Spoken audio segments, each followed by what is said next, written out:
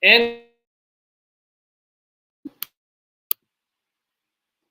good evening, good afternoon, good morning to wherever you are watching me from here in the Philippines and from all over the world. And welcome to my podcast, the RJ Ledesma Podcast. In my podcast, I like to speak with the country's pioneering business personalities and trailblazing entrepreneurs to learn more how they think about doing business. What are their success secrets? Can we use their success secrets in our own businesses? How have they innovated their businesses during the pandemic season? And more importantly, what business opportunities do they see emerging in this new normal? Is there a business personality or entrepreneur that you would like me to interview here on the podcast? Please let me know. I would love to hear from them. I would love to learn from them. Just drop me a message. And we are also live right now on Kumu and on YouTube tonight.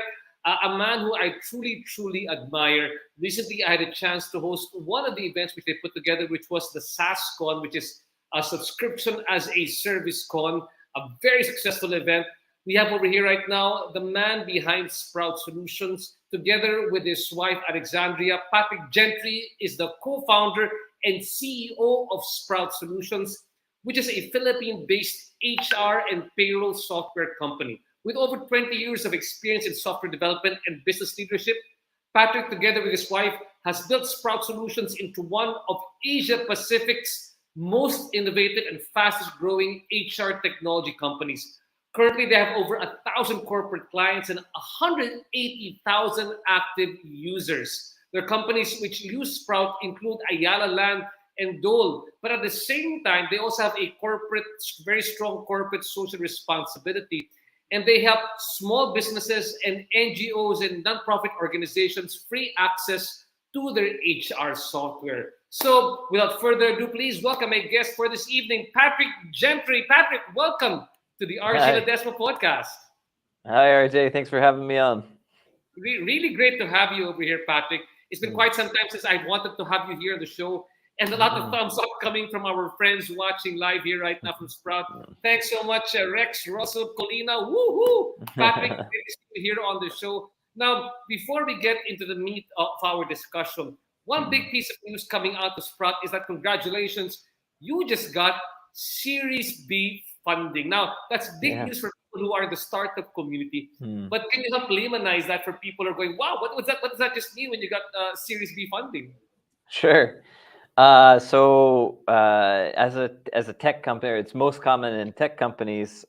You basically have venture capitalists, which are these investors who invest in your business, which basically means they're buying a piece of ownership in your company and giving you money for that ownership. And it's kind of unlike maybe other forms of capital. They basically give you money and say, "Do what you can with this. Good luck."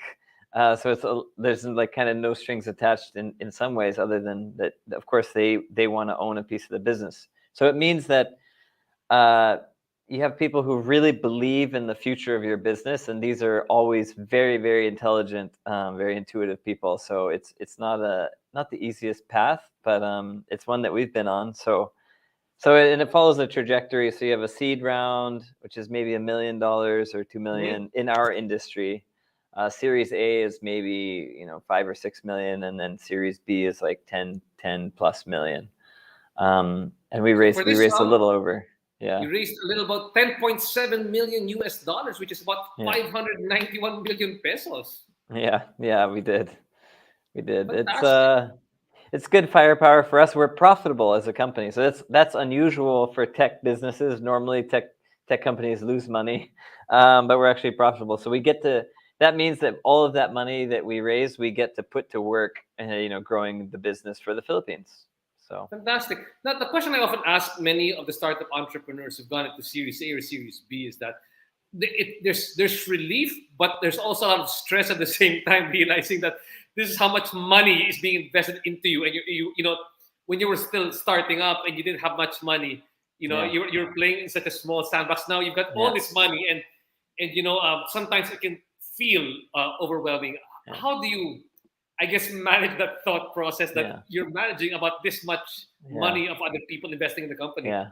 Yeah. So it's a good point. Like and me personally, and not all founders work this way, but for me personally, I feel a tremendous amount of fiduciary responsibility, I guess you would say. But I really feel like, man, these people have put their trust in me to grow this company and given me a tremendous amount of money to do it. And so I feel like really, really responsible. So yeah, it's a huge amount of pressure, but on the flip side, it's like you feel like that validation that you're doing something right, and also you feel like it gives you more opportunity to excel, to do good things. So Sprout's North Star is to impact the life of every Filipino by improving business in the Philippines, and it's a huge North Star. So yeah, having more firepower to do that is a really good thing. We're really excited about it. And on top of the firepower, the other interesting thing is when we take a look at the profile of the investors for your Series B funding, and aside from them being heavy hitters, the nice thing that I like to think about is that for many of them, it's their first time to actually invest in a Filipino startup. That includes Mm-hmm. Cercano Management, with Mm-hmm. participation from SoftBank Ventures Asia, Mm-hmm. AFG Partners, GSR Ventures, Mm-hmm. Integra Partners, AC Investments, and Mynavi Corporation. Tell me a bit more. Mm-hmm. I'm throwing out these names. They might not be familiar Mm-hmm. to other people, but to people in the tech startup industry, it's a big deal. Can you help Mm-hmm. us better appreciate why? Sure. So I mean, SoftBank Ventures Asia is maybe the most common or commonly known name in the group, but Cercano has amazing track record in the industry, in the region. That's Paul Allen, who's the co-founder of Microsoft. It's his fund, and they do a lot of work globally. GSR is another global fund. ACA from Japan. These are pretty well-known investors, and for all of them, for everybody in this round except AFG, it's their first investment in the Philippines. So that's important for the ecosystem. It's something that I'm super happy about because it's an entry point for these investors, and after us, if we do well for them, it means that they will look for more opportunities in the Philippines because that market has been validated. So we're trying to validate the market for investors. We're definitely not the only ones. Pickup Coffee recently raised from investors who it was their first time investing in the Philippines. So this is a wave of that we're seeing in the startup ecosystem, which is super exciting, and it means a ton more opportunities for entrepreneurs that are looking to get started today. It means that when you go to look for funding, you're going to have that many more opportunities to raise. Fantastic. And this is in stark contrast. The other day, I interviewed Mober and Mm. Dennis Nang was one of the OGs. Yeah, Who's super crazy. In super 2015, OG. he was saying that time people didn't even know joint venture capitalists. They weren't Yeah, around, so it was such an uphill battle for him at the yeah, time to into the industry and yeah, get investors. And you look vis-a-vis right now, 2023. Um, they're actually looking at the Philippines as a yeah. viable investment partner. Super. It's up and coming, absolutely. So the VC world is it's very much like a herd kind of thing. They kind of move in groups. So they were investing a lot in Indonesia, and then they a lot of their focus moved to Vietnam, or a lot of interest started kind of coming up in Vietnam, and now a lot of VCs have shifted focus and started looking at the Philippines really seriously. So yeah, it's awesome. It's exciting. I founded Sprout and my wife and I founded Sprout in 2015, and yeah, same story. It was like it was a very different landscape then than it is today. And I'd love to talk to you a bit more about that challenge which you had, which is probably part of your entrepreneurial journey as well. Mm-mm. But I want to step back a bit more, and I often ask this, and I hope you don't mind. But Mm. we often ask people who are expats, who are not Filipino born, Mm-mm. and they actually come here to do business, and they say Mm. it's a great place to do business. Mm-mm. Maybe many of us are jaded. Many of us, Mm-mm. there's a national mentality to look for opportunities abroad, Mm-mm. and sometimes they don't take a look at the Philippines and say, this is a legitimate, it's a great business opportunity. Can you Yeah, just help me better understand what sort of lens you're looking at the country and sure. saying this is a great opportunity to be had over here? Sure. So, super interesting. I came to the Philippines in 2008, having a background in tech, Silicon Valley, US, like tons of opportunities there. So, I mean, I came from a very kind of target-rich environment. And I came here I didn't come here for business opportunities. I came here to travel, just for vacation. And it was literally so compelling. The opportunities here were so compelling that caused me to stay here and first extend my trip and then really kind of settle down here. And so it was like, I mean, I came from a pretty good place to find opportunities, Silicon Valley in the U.S. B, I wasn't looking for things to do, and then C, I really found that, and it kept me here. And so, my experience was, oh, and what I see here is just like there's so much to do. Anytime there's like a problem or an inefficiency or something like that, it's an area that you can have an impact on, and that's super exciting to me. I was like, when I came here, my head was exploding because I was thinking about all the things that I wanted to do.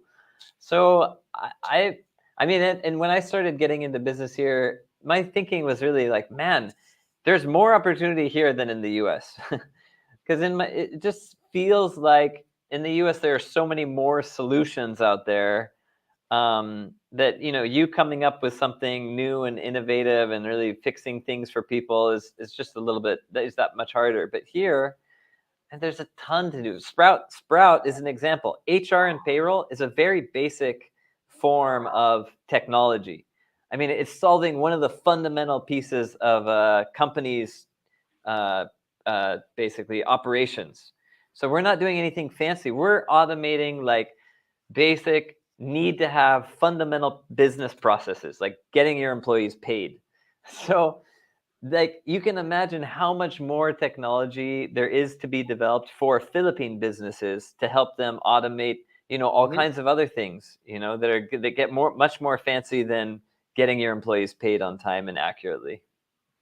Got that. No, I appreciate, that it's really, I mean, if you look at it, it's really the mentality that you have, the mindset. You say, oh my gosh, there's so many opportunities because there Mm-mm. are problems to solve. Problems Mm-mm. aren't bad, problems are good, Yeah, yeah, because super. they're super good. Now, I want to Mm-hmm. ask you right now, coming from the perspective right now, let's say all these different venture capitalists or investors looking at the country, what are they seeing in the Philippines as a whole? I guess maybe from a macro perspective that you're seeing that they're saying, oh, this is a good place because they saw that in Indonesia, they saw it in Vietnam, they're seeing something in the Philippines. What do you think are what are these factors they're looking at, you think? I mean, everybody talks about the population, 100 plus million people.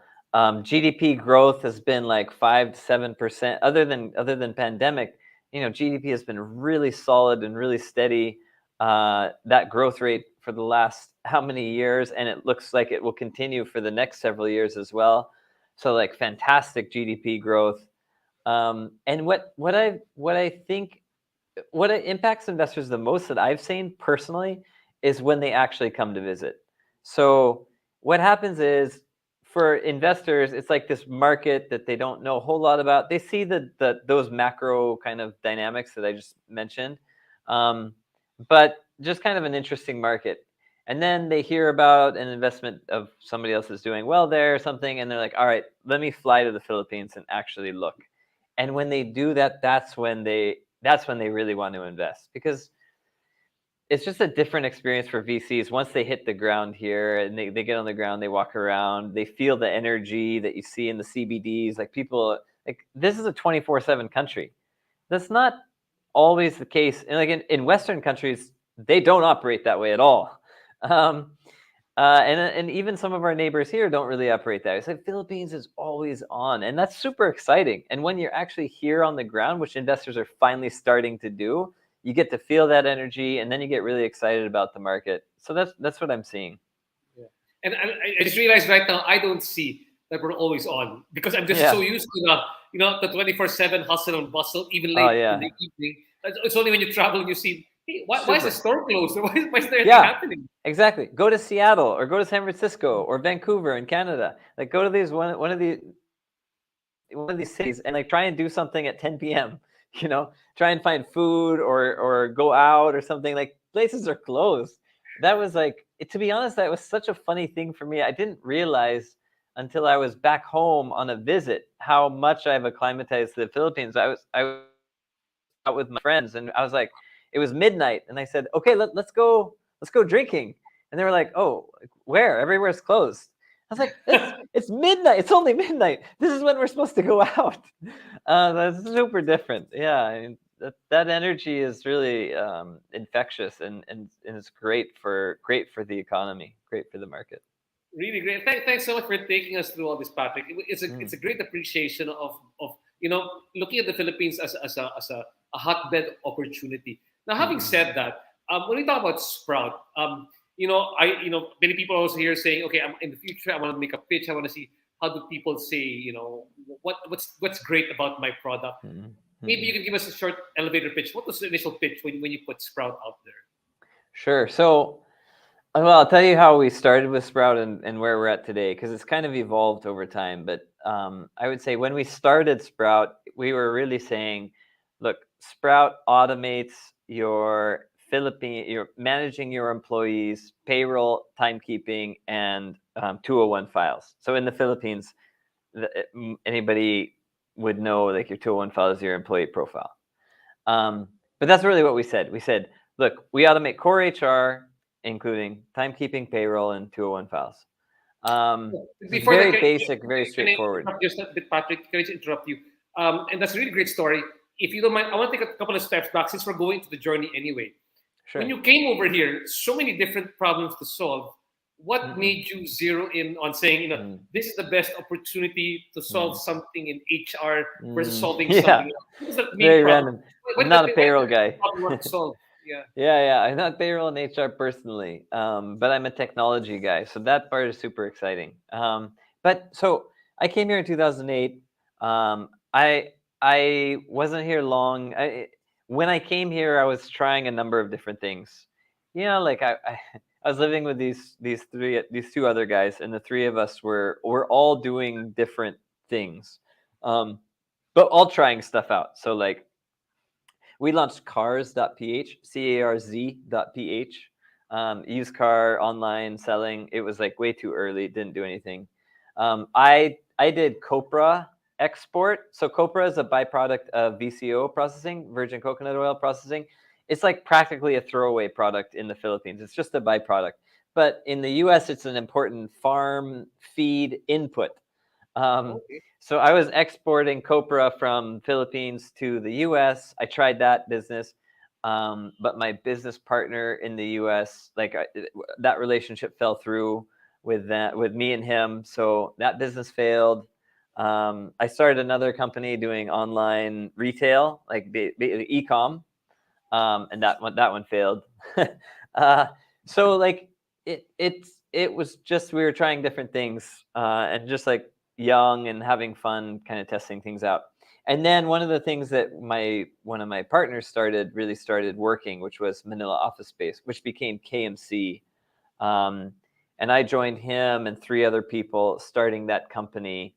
And we did like commercial real estate brokerage, serviced office, staff leasing. Now KMC is quite a big company here in the Philippines. There's like 17,000 seats under management in the serviced office side of that company. And so we were growing KMC, and we were struggling with HR and payroll. Our own HR and payroll. And so we were just like trying to solve it with local tech, and we just looked in the market, and we weren't happy with what we saw. My background is Silicon Valley. One of the other KMC guys, his background's Silicon Valley. And so we just decided we would just build our own tech to solve the problem. And we were using that software for a number of years, actually in KMC. And then in 2015, I told the other shareholders of KMC, like, hey, I really want to take this technology we've been using, and I want to take it to market because I think other companies can use it. So I incorporated Sprout. My wife came on board full-time as co-founder, and then we took this tech to market as a B2B SaaS, so business to business, software as a service. Started selling that to local companies. Yeah. Also, So it was it was super organic. I mean, everything just kind of happened organically. But it starts with the fact that I was trying to do something for myself. Like, trying this entrepreneurial journey. I was like trying different things with various degrees of success. and eventually ending up with doing Sprout. And this interesting thing. So when you put Sprout together, what people don't realize is sometimes that the initial concept that you have for the startup is not the current version of what the Yeah. startup is here right now. Yeah. So let's go through the journey because it's a bit interesting. You started off, it's really because you wanted to fix up payroll, you wanted to fix up Yeah. HR stuff. So that's Yeah. how it started off, and then how it evolved from there. Sure. So imagine in the Philippines, every time you process payroll, you have to pay and report to 4 different government agencies. And there's like over 25 different government reports that you have to submit to BIR, SSS, Pag-ibig, PhilHealth. Dole sometimes ask you for stuff. Uh, um, other organizations sometimes ask you for stuff like NCP, NPC, sorry. So all these government agencies and this government reporting was really heavy. So we said, let's solve that. So we built payroll. And we built payroll, this payroll engine, automated government reporting. And then we realized, oh my gosh, there's actually this hidden monster behind payroll called timekeeping. Because in the Philippines, almost all of us as employees, our payroll is determined by our timekeeping. So we're essentially hourly workers, even though we get paid twice a month normally. We're really getting paid by the hour. And that's calculated to the minute. And just as an example of how complex this is, in the Philippines, there are 32 different overtime rates. So, rest day, your holiday, legal holiday, special holiday, double holiday, legal holiday that's on a rest day, where you do Yeah, final overtime. very familiar. Painful. As a business owner, yes, you have to Yes. get someone in HR just to solve how to compete for everything. Oh my God, it's painful. It's like horrifically complex. And so we said, let's tackle this problem and automate this so that employees just clocking in the morning, clocking out in the afternoon, just with that, coming into our system in real time, comparing to their schedule, them being able to file overtime through the system, we can automate this whole timekeeping through payroll, government compliance, that whole thing. And so it was just as simple as that. it was just solving a pain. And I think that's where we were lucky, or yeah, I would say lucky, um, because we just focused on solving the pain and we didn't care about anything else. I think one thing that I see one of the most common mistakes of young entrepreneurs is thinking of a solution, um, before thinking of a solution rather than a pain point. So I see a lot of solutions looking for problems. Whereas we were just like, shucks, we have this problem and we're just trying to solve it. Uh, and we did an okay job. And then I took that thing that we had built and then started adapting it for like any business in the Philippines, because before we had just built it for us. And then that's when, so that North Star that I talked about, that's when that started. It wasn't until 2016, let's say I incorporated May of 2015. And then Alex and I, my co-founder and I, we were growing it. And then in 2016, we were kind of thinking more deeply, and we were also starting to look at VCs, and getting venture capital investment. And like really, when you think about the VC track, here's the thing: venture capitalists won't invest in a company that they don't see getting to $1 billion valuation at the very least. And $1 billion valuation generally means like $100 million ARR. So you're not going to raise from VCs if they can't see you getting to $100 million annual recurring revenue. So that's a big company. So when you're thinking about going VC, then you have to think, like, is this just some simple problem that we're solving, or is there something meaningful that we can do with this business? And that's where the North Star kind of evolved out of, which is we realized, man, we're HR, we're core HR. So we have all the employee data of a company. We have all the payroll information. And from that data, we can really like make that a launch pad for all kinds of products and services that are useful to employees, to employers. And then that becomes a really big business and a really impactful business. I think like revenue, of course, VCs are after a financial return, but a financial return is a reflection of the impact, of the good impact that you're doing in a country. So we were really kind of orienting on that and thinking, what can we do? I mean, or how do we really have a big impact and make a big company and do all this? So that data, you can imagine any kind of tool that a company uses that the employees use needs to know who the employees are, and Sprout has that information. So we can integrate with any tool that an employee uses, whether it's like a CRM or a finance tool or like Jira, a project management tool, all these other tools, we can integrate with them and then build a whole tech ecosystem for businesses in the Philippines. Uh, and so we've started doing that now. So now Sprout is really building the SaaS backbone for the Philippines. And we're really aiming to serve Philippine businesses with the tech stack that they need, that's tailored to their needs at their price point, to address a whole suite of issues that businesses in the Philippines face. Like invoicing, collections, inventory management, procurement, project management, sales, all the whole suite. Ideally, we're able to serve our customers and help them with their buying decisions. So it's become much, much bigger. But in doing so, we're aiming to have a big impact. So we're pretty excited about it.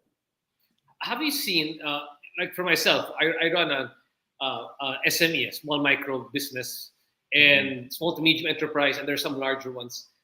Have you seen any difference with regard to, I guess, what are the needs at this point that are common between small and large?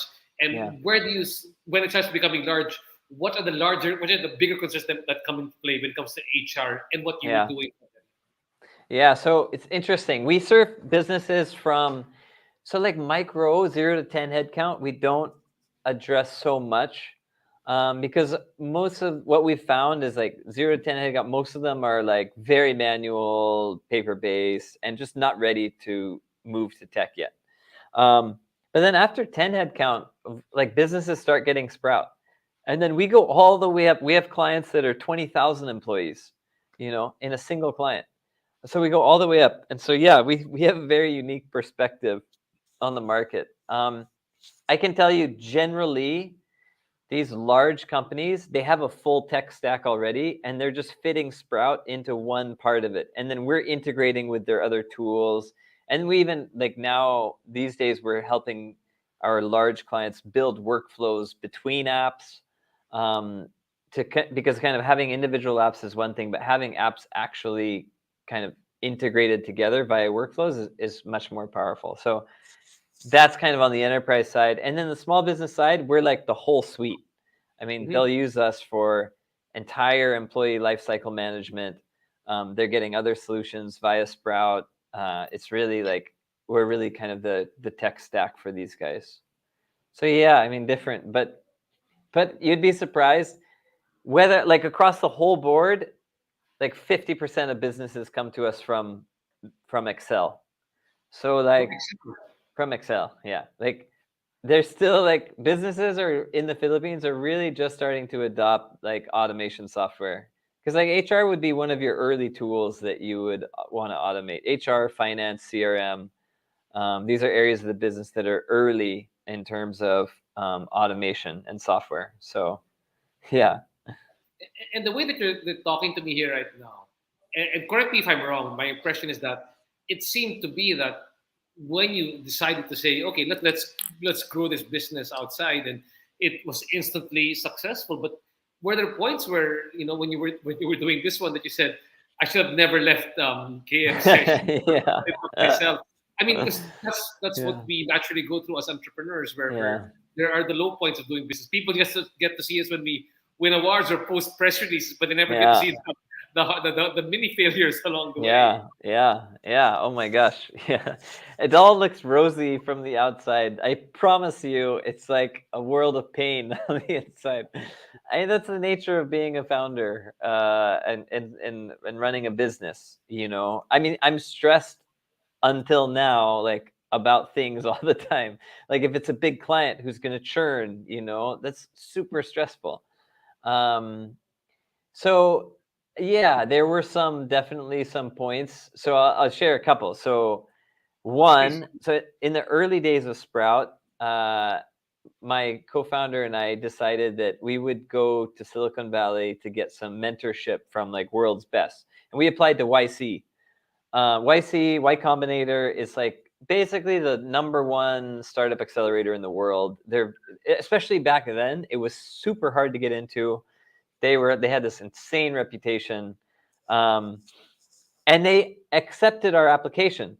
They accepted the first round. So in the first round, you have like roughly 1 in 50 chance of getting accepted. So you have 2% basically. And back then, that was the odds.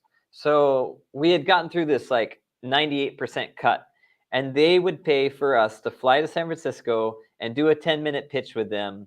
And then at that stage, it's a 50% admission rate. So we were like, man, we got through the 2% admission rate. For sure, we're gonna get past the next cut, because it's like we have a 50% shot. And we got rejected. And so it was just like I know it seems probably not frivolous, but it seems like, yeah, okay, that's just 1 point. But it was very early in the startup. It was a lot of like a big validation point that this big global firm was interested in us. And also we were thinking like, oh man, if you get into YC, it's like a ticket to the rest of your, growing the business. And then that ticket got taken away. So that was like kind of a mental blow. So that was one very kind of point in time, but it was a big like, oh my gosh, like Understand? Yeah. shucks, big low point. The other one was COVID, so much more drawn out and more painful in some ways, because of that, for sure. I mean, Sprout suffered just like every business in the Philippines. We first we went to a 4-day work week for everybody. So that was 80% salary for everybody in Sprout, and then working 4 days a week. So we saved money there. My co-founder and I went on 50% salary. right at the start of pandemic. And then those steps weren't enough because we were trying to save jobs, right? We didn't want to lay anybody off, but it Sure. wasn't enough. So then we had to do a 20% retrenchment.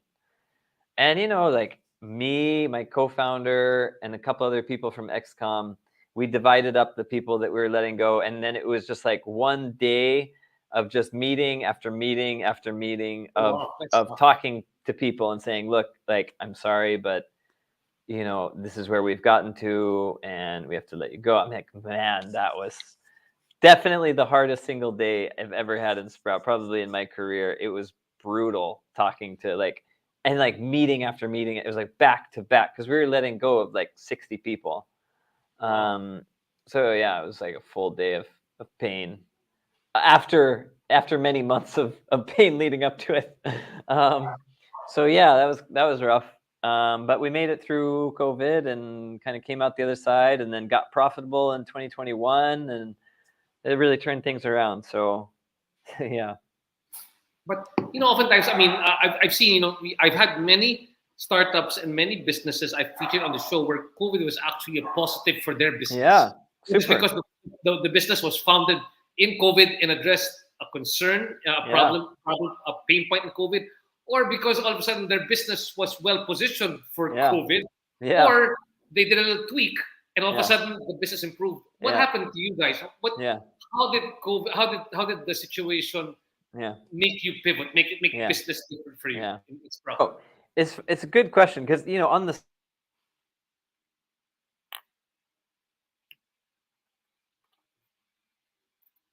surface, really, that should be really improved by COVID. Like COVID should really help that because all these companies need to make things digital. But I mean, you have to understand, like, for a company to get Sprout, it's a big buying decision that involves a lot of stakeholders and financial commitment and time commitment and all of this. And like for most of 2020, businesses were just paralyzed. Like Mm-hmm. they weren't making any big decisions like this. They weren't in a position to put time and energy into this. Like they were just like stalled. So our sales pipeline it, and then all of our customers were laying people off. So, and we charge per user. So every time somebody reduced staff, their bill to Sprout goes down. So we were earning less off of our existing customers and not closing any new business. So yeah, it hit us pretty hard. It did kind of spur us to produce some kind of tools that we still provide clients today and have been very effective additions to the ecosystem. So for example, one is Sprout Wellness, which is meditation. It's all online, but online meditation, yoga, mental health, psychology consultations. From your HR dashboard, you can say, hey, book me an appointment with a psychologist, and I'm going to talk about most of the time it's anxiety. You can imagine in COVID, people stuck in their houses, anxiety was a big thing. So we were able to provide benefits like that to our customers, which was great. But still, yeah, overall for business, it sucked. So I was happy to see the market open up. And talk about the market opening up. Another thing I've noticed from a business standpoint is sometimes all of a sudden there's a new dynamic again that occurs. Mm, Leaving problems which were there in COVID, which you were solving really great, the business did well. There's sort of equilibrium that happened because of COVID. yeah. And then now, Mm, now that we're getting out of it, there's a new equilibrium, there's a new yeah. dynamic that didn't exist before. So, delivery businesses having to readjust, or some people were really Yeah. hitting record numbers because of COVID. Yeah. Getting out of it, people being more mobile, their numbers are dropping, their metrics are going lower. What are you seeing also for Yeah. yourselves? I know that you're doing well, Yeah. but are you seeing something new happening Mm, that you're having to yeah. readjust to that wasn't there before? I mean, you can't just assume that pre-COVID, post-COVID, things will be the same Yeah. pre-COVID. Yeah. Things have Yeah. changed. What have Yep. changed for you? Yeah. So probably the most obvious thing to talk about here is the whole work from home dynamic shift. Um, our clients now have a mixed workforce, um, and are dealing with there's many, and it's so funny because like work from home is not one thing. Like there are many different ways that companies execute a work from home setup. Sometimes it's one division of their workforce is 100% work from home and the rest are 100% office. Other times it's everybody in the company is like partly in the office and partly work from home. There's all these different like ways that businesses execute it, and then depending on how they execute it, their needs, their people management needs change. Um, so we've kind of reacted by developing a bunch of different products that help businesses no matter what kind of work setup they have. Um, so that's been a product impact, right? Which has been pretty significant. On the execution side, or like the services side, yeah, we've shifted ourselves. We're predominantly work from home. We're able to do much more online now. So like we onboard clients virtually, we support clients virtually, whereas before we would be in clients' offices most of the time. We really like pandemic helped us kind of. Uh, Pandemic was like a forcing function for developing really strong uh, distance distance prowess, I guess, or like distance competency. So we really help clients without having to go into their office. A Big lot of change, remote, like big. a lot of remote competencies, I guess. Oh my That's the gosh, word. remote competencies. Yeah, super. And then you see, like, it's amazing how long culturally. So there's a huge cultural impact from work from home. And that's one of the things that we counsel our clients on.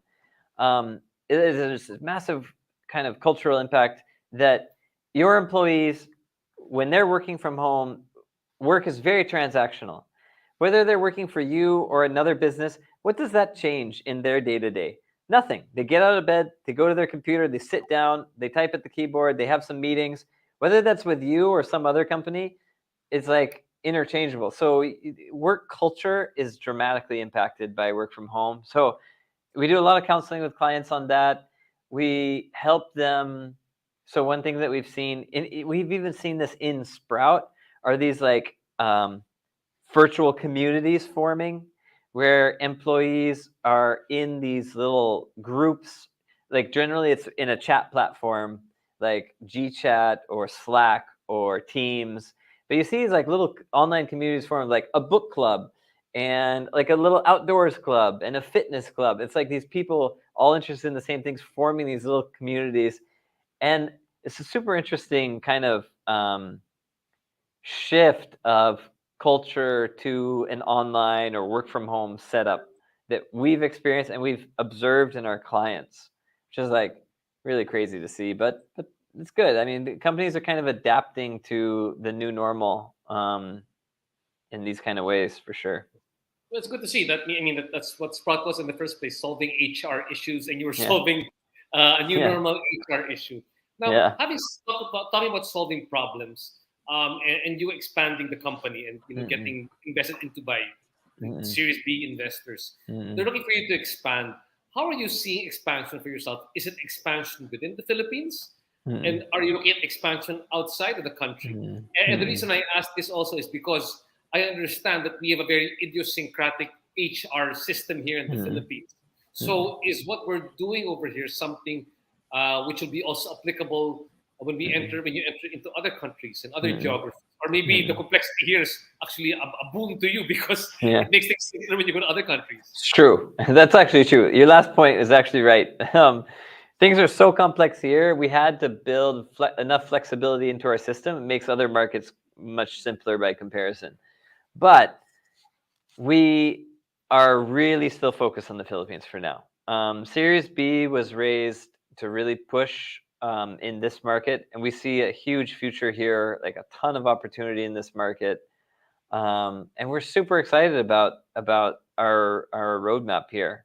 So yeah, I mean we're very focused on the Philippines still. We are going like you're either going to go very deep and hit the whole globe, or you're going to go very broad and narrow your focus geographically. So we've obviously done the latter, and we're continuing to go broad with our offerings. So like I said, I was kind of alluding to that before, but really providing a whole tech stack for businesses in the Philippines where the solutions that we've curated in our app marketplace are solving unique Philippine needs, are at the price point that Philippine businesses can actually afford. It's not just a bunch of apps that we got from the US or from other markets that are going to be Mhm. way too expensive for Philippine businesses or not solving the right needs or things like that. So yeah, we're really expanding here and hoping to solve more problems for businesses here. Now, so when you look at expansion, how are you looking exactly for expansion? Are you looking to get into more corporation, into SMEs? What hoping to offer the whole tech stack to your current batch of Hmm. clients? What does expansion Well, look like for you? I mean, it's kind of all of the above, and we have the muscle to do that now because we're quite a bit bigger and more mature than we used to be. But yeah, it's basically expanding the tech stack so that we can solve more problems for existing clients, and that comes with a whole kind of go to market motion for that side of the business. So like an upsell team that can uncover client needs and address them with softwares that we have in our ecosystem. And then on the other side, beefing up client acquisition and getting into more businesses. We really have seen one area that we've seen really mature over the years is our ability to cater to large businesses like Mhm. 5,000 headcount, 10,000 headcount. So really expanding in that space is one of the things that we're starting to do, and we kind of have the track record to prove it. So yeah, we're getting there. That really great to hear. If you Mm, don't mind, I want to take this discussion on another route, no? Because mm, Alex is your wife, and mm, you're both co-founders, and I mm. my wife is also my co-founder. Yeah, And when I say this one, um, working with your spouse is an altogether different experience. yeah, yeah, Sometimes it's yeah. because there's a lot involved. How is it like working with your spouse, and Mm, would you like to share a bit more about are there actually any best sure, practices? Because even sure. us at my rate, it's not easy working with your spouse. It's Yeah, great, but it's also yeah. a big challenge. Yeah, no, for sure, and a big risk. Like you're putting, like one of like thought about it. Like, shucks, are we? Especially in the early days of Sprout, when we were like, okay, so we're gonna put all of our family eggs in this basket, right? Like your whole family is tied. You don't have somebody with a full time steady income, that kind of thing. You're both invested in this project, so yeah, big risk. Um, okay, so lots to unpack there.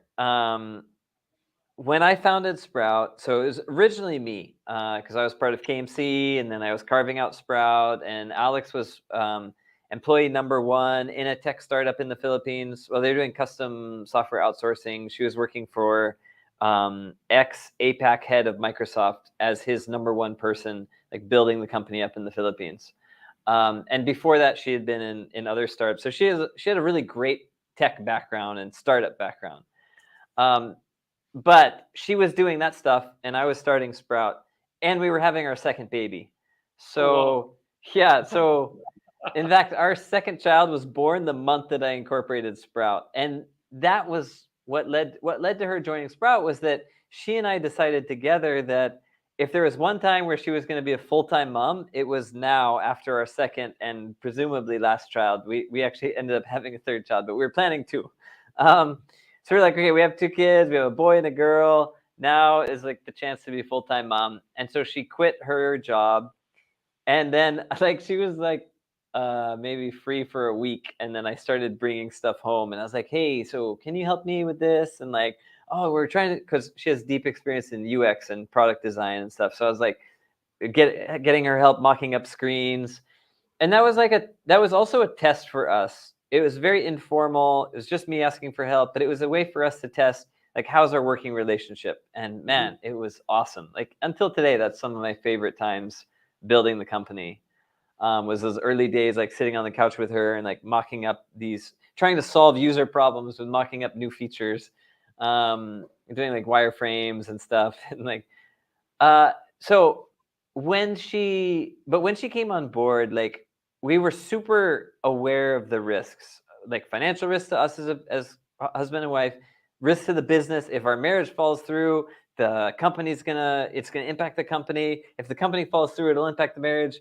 those are things that you just really are straight up and talk through very openly.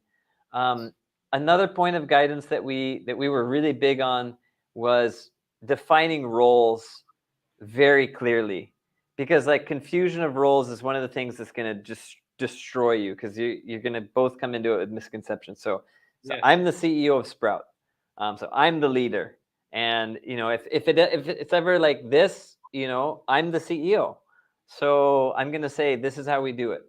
So we were both like very clear on those kind of things, because otherwise you're setting yourself up for conflict.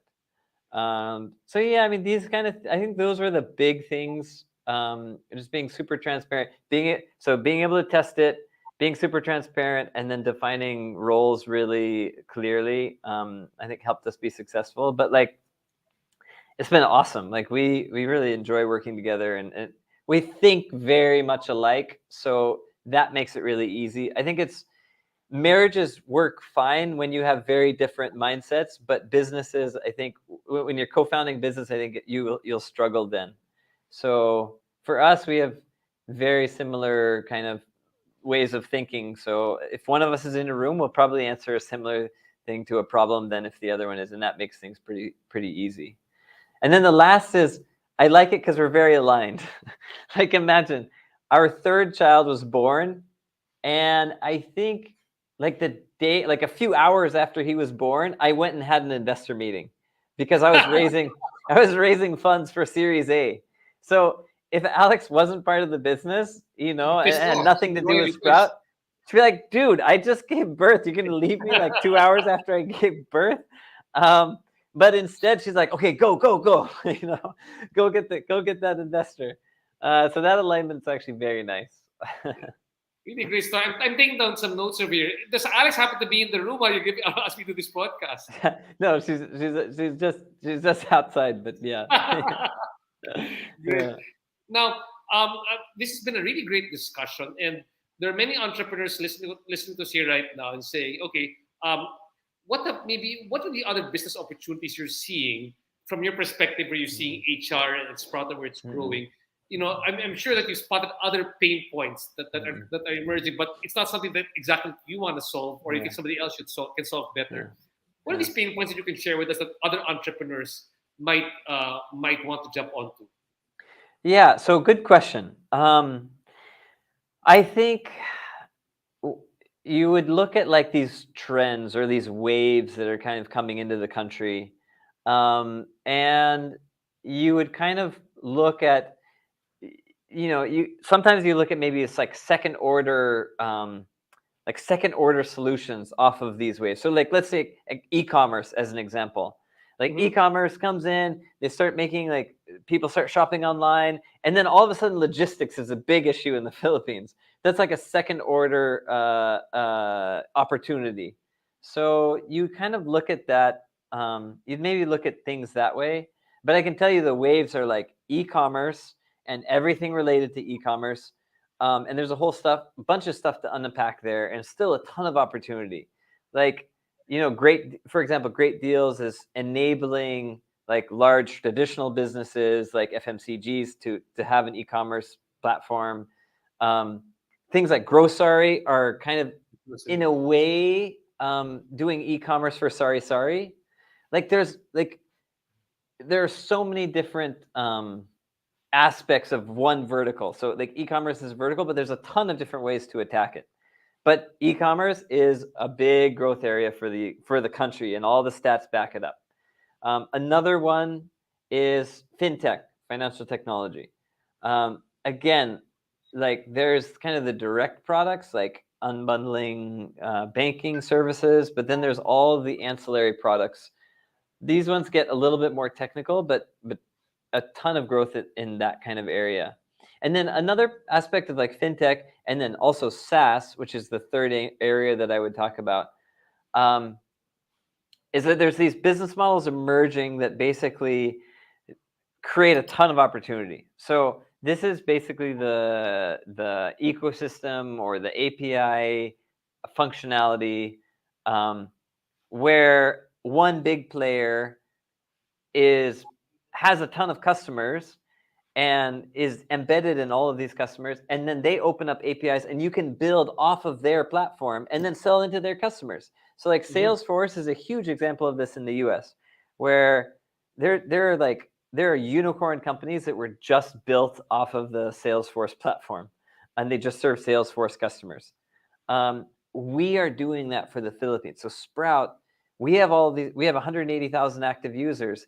If you have a product, if you have an idea that you want to solve for businesses in the Philippines, like a tech idea, you can build it, plug into Sprout's APIs, and then market it to all of our customers. So it's a huge advantage over trying to start a SaaS company 5 years ago when you didn't have an outlet like this to hook up to customers. I mean, those are huge new opportunities that weren't there 5 years. Like, man, if I was a young computer engineer, or I knew somebody in tech, I would be like, dude, let's figure out what we can solve for businesses, and then plug into Sprout and sell to all their customers. And same thing with fintech, like Brancas, UBX. These guys are champion open banking, right? So you could build a tech product that basically hooks into their APIs and then delivers some kind of service to an individual or a company. But yeah, I Really think like those are super exciting areas. exciting because again, for people listening, it's really riding on to what's coming out. So there's no need to reinvent the wheel. But actually, you're a B2B service. I mean, you're a mini B2B Yeah, service within a B2B yeah. service.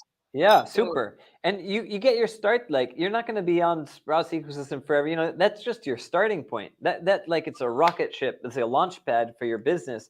And then you'll go and grow. Like, okay, case in point, Gong.io, fantastic business, US company. They started just as a Salesforce plugin. And now they're like a unicorn. They have their own ecosystem. They have all their own ecos like partner apps that are plugged into them. I mean, they become this big company in their own right, but they started they got their launch pad by being a Salesforce plugin. So, man, we're bringing that to the Philippines. So I want people to take advantage of that and like use us, use our customer base, use our kind of domain knowledge, and help us solve problems in the Philippines. very, very exciting. My mind is actually exploding with different ideas, and hopefully, the other entrepreneurs listening here right now also are of the same mindset. Mm-mm. With Patrick, I wish we had more time to talk, but Mm-mm. it's been such a fruitful discussion. And Mm-mm. before we finish this podcast, you know what? You've gained so much, I guess, insight and Mm. wisdom Mm. over the past years, from Mm-mm. Silicon Valley to putting up the company, from doing Mm. KMC to putting up Sprout to Mm. growing Sprout. Are there any management best practices, hacks, secrets that you Mm. want to share with the people listening here right now, and hopefully Mm. that you could have shared with yourself 20 years ago when you were starting Mm. off the business, that would have, I guess, expedited the success or the growth? Sure. Oh man.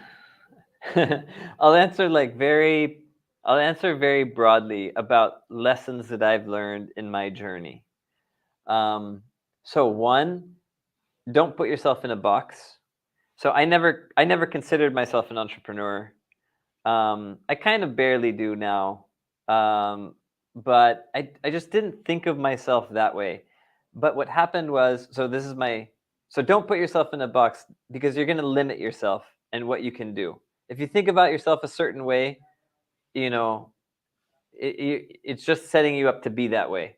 So keep Mm-hmm. an open mind. You will inevitably, like right now, RJ thinks of himself in a certain way, and that's fine. I think of myself in a certain way, but keep your mind open that you can change. Because then when that change opportunity comes, you'll be able to embrace it if you're not closed off to growing, right? Which brings me to number two. Uh, the people you hang out with have a strong influence on what you do, where you focus your time, energy. Like a big part of what led up to Sprout was that I was hanging out with entrepreneurial people, and that kind of got that I got bit a little bit by that bug, and I started, like I talked about, the copra business that I started selling coconut byproducts to American farmers. I started playing with stuff myself, and that led to me then joining the KMC guys, starting that company, and then everything else happened.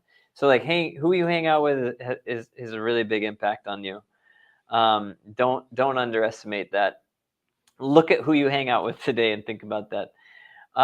And third, another thing that I learned along the way was kind of taking care of yourself.